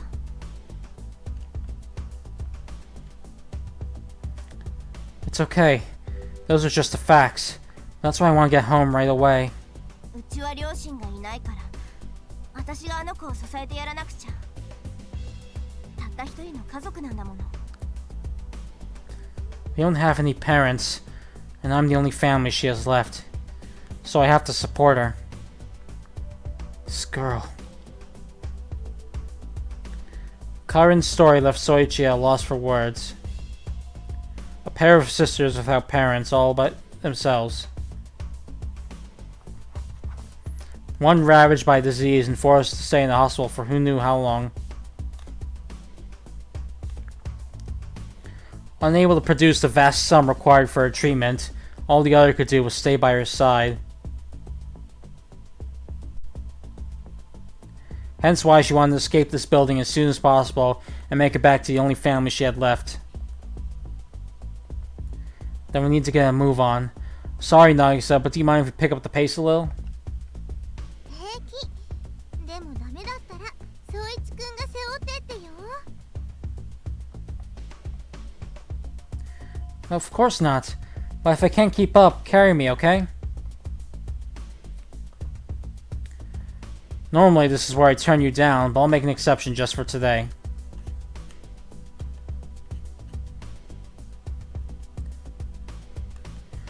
If it meant getting home to her sister faster, then carrying Nagisa was a trivial task.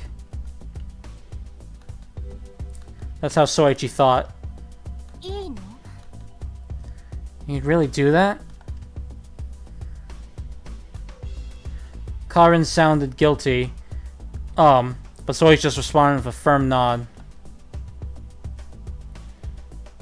I think it would be best for you to be with, your sister. She's important to you, yeah?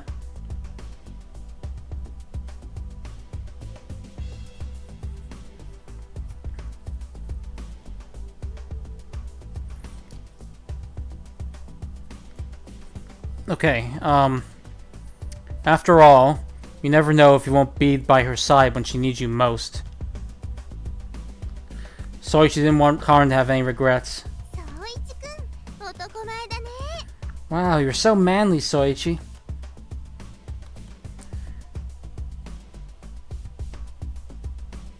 Nagisa started not proudly nodding over and over again for some reason.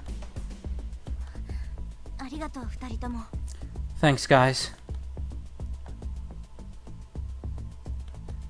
And though it was small, Karen smiled for the first time since meeting Soichi and Nagisa. あれ Huh?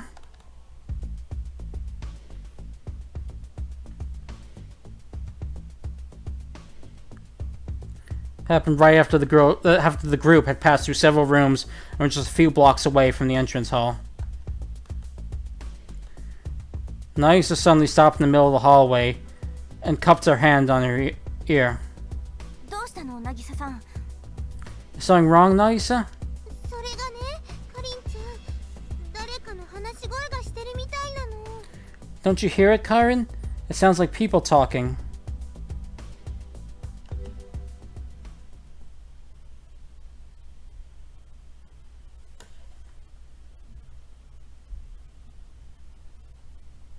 Sorry, I'll be right back.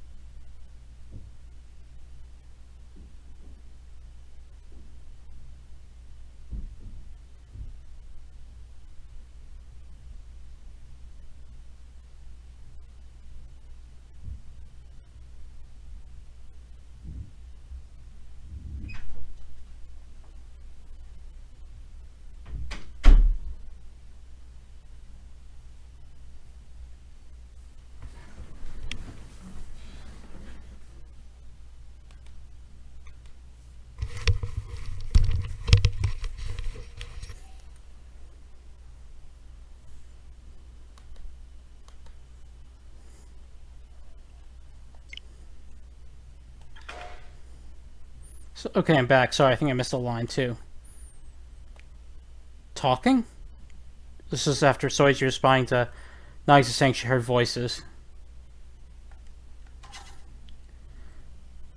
Soichi came to a halt and strained his ears.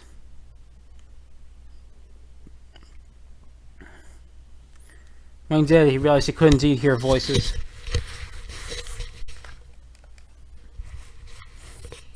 It seemed two men were talking loudly. You're right. この先の部屋からみたいだね。 Sounds like it's coming from that room up ahead.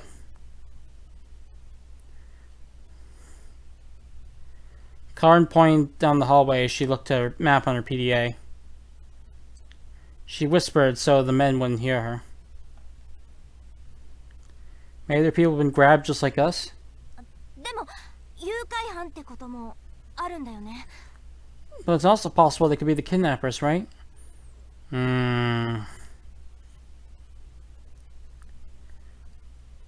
Soichi looked at Karin's face and pondered. The silence was broken when Nagisa quietly clapped her hands. 行ってみて、こっそり様子を見てみるのはどう？ Why don't we sneak over and see if we can sneak a peek? A sweet smile rose to Nagisa's face. それで悪い人だったらこっそり逃げ出して、いい人だったら合流するの。 That way, we can run away in secret if they turn out to be bad guys, and meet up with them if they're good guys. Good thinking. Yeah, that'll also make a decision without having to take a big risk. Soichi approved of Nagisa's suggestion, and looked at Karin as she was still pondering. Are you okay with that, Hojo? うん、そうするのがいいと思う。 Yeah, I think it's safer that way. Karin nodded prudently. She was wearing the same face she'd worn right after they met. She's keeping on guard for her sister, huh? Now he knew her circumstances, Soichi understood her heartfelt desire to make it home so well that it hurt. I don't want her pulling any dangerous stunts. To let her pull any dangerous stunts. That thought naturally sprung forth to Soichi. Okay, let's be careful not to make any noise.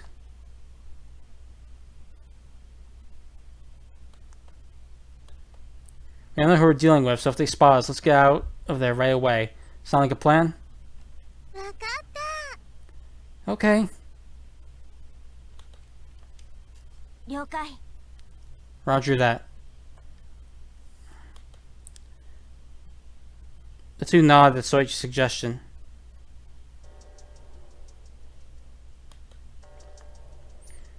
Yoshimitsu Tezuka and Gonzo Urashiyama were at their wits' end.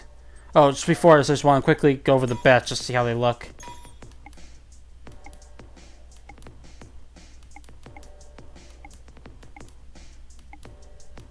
So yes, we have access to bets for everyone we've met up to this point. So, as you can see, Nagisa has the highest rate of success, potential rate of success, while Urashiyama has the Sakumi has the lowest.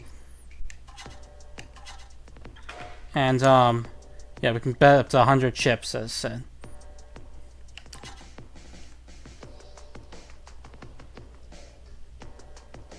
Alright, so Yoshimitsu Tezuka and Gonzo Urashiyama are at their wits' end.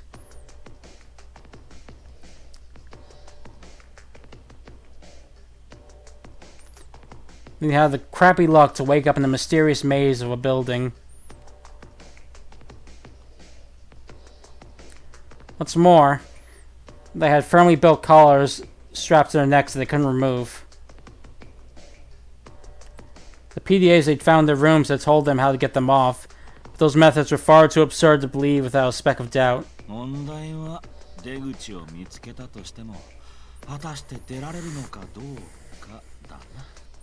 And if we do find the exit, the problem is where we can actually get out.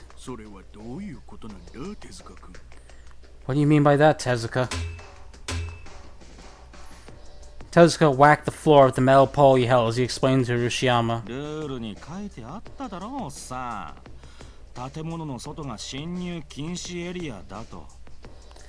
It was right in the rules, remember, old man? The outside of this building is a forbidden area. Right.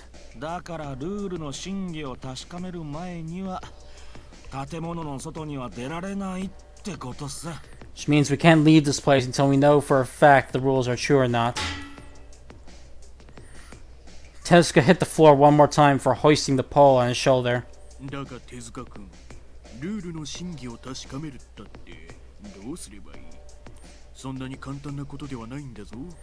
But how are we supposed to do that, Tezuka? There's no easy way to test it out. Oh yes there is, Urashiyama. Tezuka tossed the pole to Urashiyama's feet. Hit me with that thing. Tezuka then chuckled. What? Then we'll know for sure.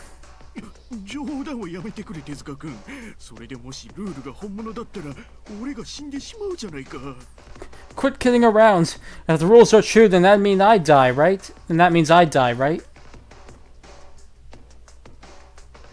Urashiyama's plump body trembled with protest. He wiped a film of greasy sweat off his forehead.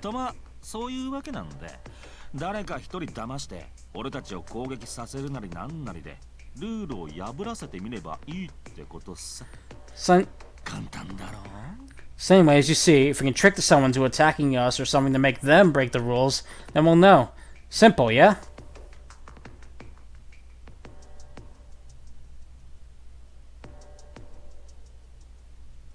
Tezuka rose his hands in the air and shrugged his shoulders in an over-exaggerated pose. He observed Urashiyama's reactions of glee. Well, it makes sense, but are you serious?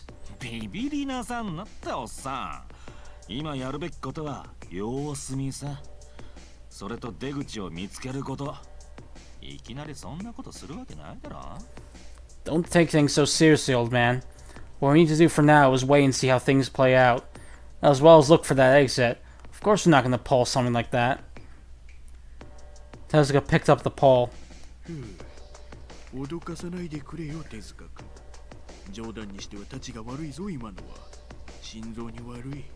Don't scare me like that, Tezuka. That was a sick joke. You almost gave me a heart attack. Urashiyama was greatly relieved when he realized Tezuka had just been joking.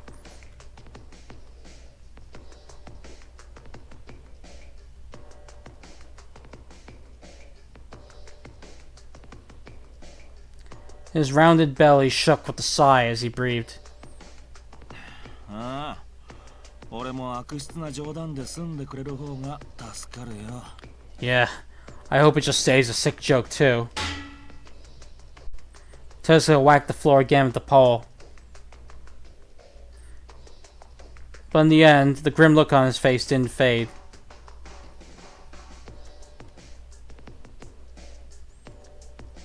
Right then, Soichi's group, having heard everything up to this point, moved away from the door to discuss the situation. What do you think, guys? Should we talk to them?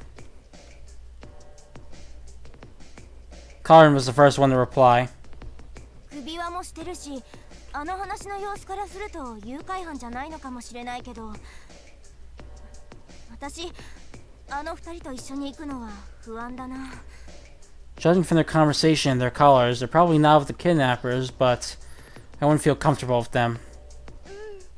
あの鉄の棒持ってた若い方の手塚くんだっけ？あの人なんだか怖かった気がする。 Yeah, the younger guy with the pipe. Tezuka, I think? Anyway, he kinda scares me. Nagisa also agreed with Karin. An evident look of fear formed on her face as she tilted her head slightly. What do you think, Soichi? Me? Soichi pondered for a moment, glancing towards the room the two men were in before speaking. I think there's an equal balance of positives and negatives. Such as what? Karin asked this.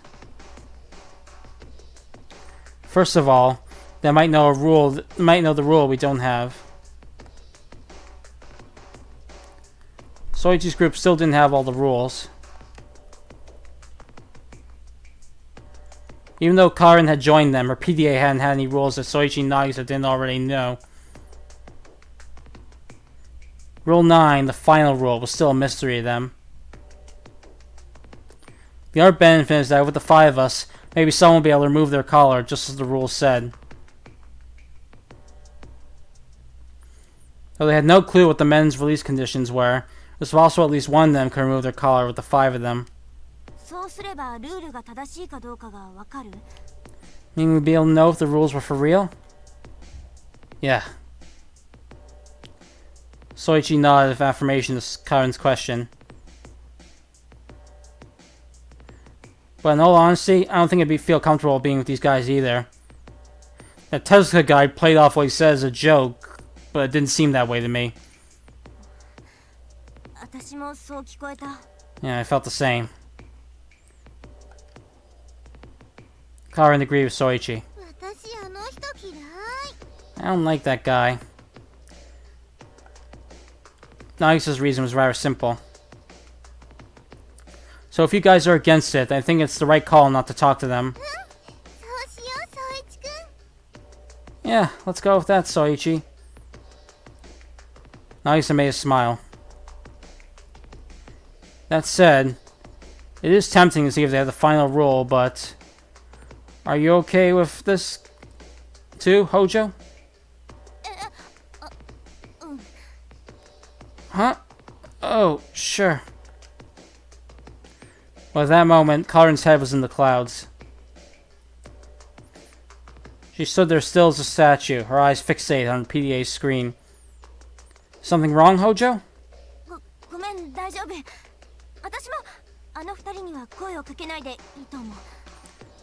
Sorry, I'm okay.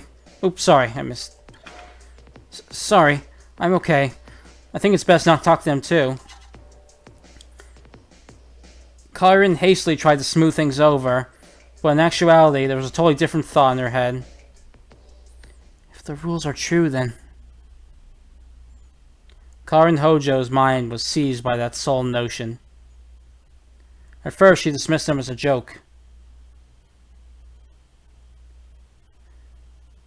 But after meeting Soichi and Nagisa and overhearing those two men, her thoughts had begun to steer in another direction. She was looking at her PDA screen. It displayed the following rule. The prize money rule. If the rules are true, then... Karin unconsciously gripped her thin PDA so hard that it started to creak.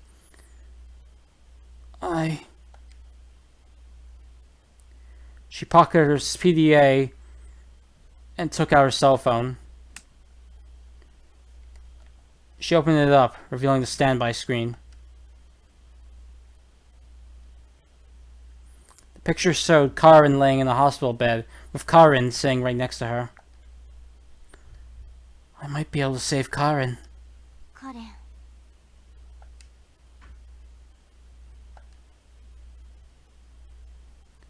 The name of her sister escaped Karin's lips. Her voice was so quiet that likely no one else heard it. But that would mean I might have to consider using others, just like that man.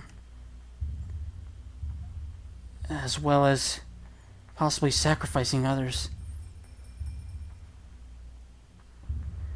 Karin glanced at Soichi and Nagisa, who were walking ahead of her. If I use these guys and kill them, I can go home. For millions and millions of yen.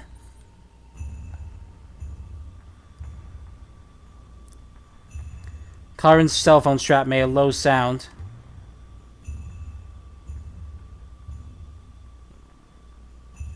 It was the same as Karin's own cell phone strap, a precious possession of Karin's. I won't let her die. I swear I'll cure her. Karin's eyes darted back to Soichi and Nagisa. Was it really okay to do that? Can I really kill these guys? This time, it was Karin's phone that creaked. She was trapped in a whirlpool of hesitation.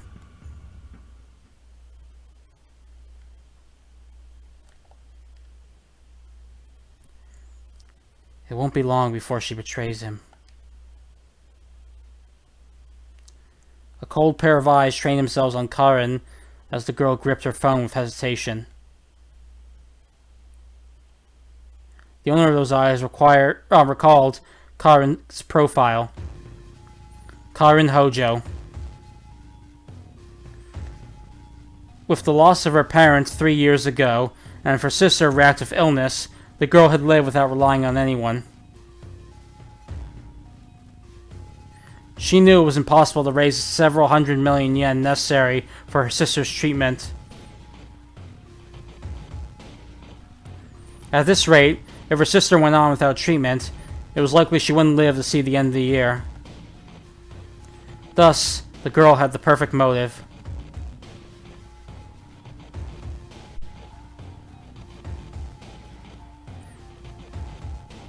Her potential to be proactive during the game had ranked between A and A-. The conclusion the Scouting Bureau had reached was that once she learned the rules were for real, the odds of her turning into a vicious murderer were quite high. Thus, the dealer had cast Karin for this game. Given her situation, perhaps it's only to be expected. A dying sister. No means to save her. Then suddenly this game and the prize money. It should have been the sole light of salvation for her. Anyone will betray in those circumstances. All anyone ever cares about is themselves and the things they value. Even if her sister weren't sick, Karin would just end up pointing a gun at Soichi in the end anyway. Isn't that right, Manami? She muttered those words. They were directed at no one and went unnoticed by anyone nearby. Manami and I were best friends, yet the same thing happened to us. So there's no way the same thing won't happen between two people like them who just met. The young man walking ahead of her, and the young girl walking by her side.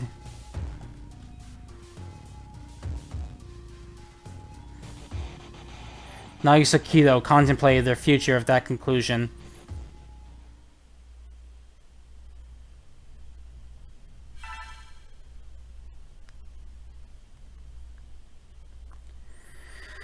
Okay, I'm going to end the stream here because this seems like a good stopping point. So yeah, we're still in the early part of the game where they're still trying to figure out whether the rules are for real or not, but on the plus side, they managed to meet Karin early before anything happened to her, before Rake killed her, like in the first route, or then before she was shot at and gave into madness, like in the second route. So we'll see how that affects things coming up. But as Nagisa herself just thought, Karin's already in the perfect position to go out and be a full-out killer as we saw last route. So we'll just have to see how it plays out. So until next time, I'll see you then.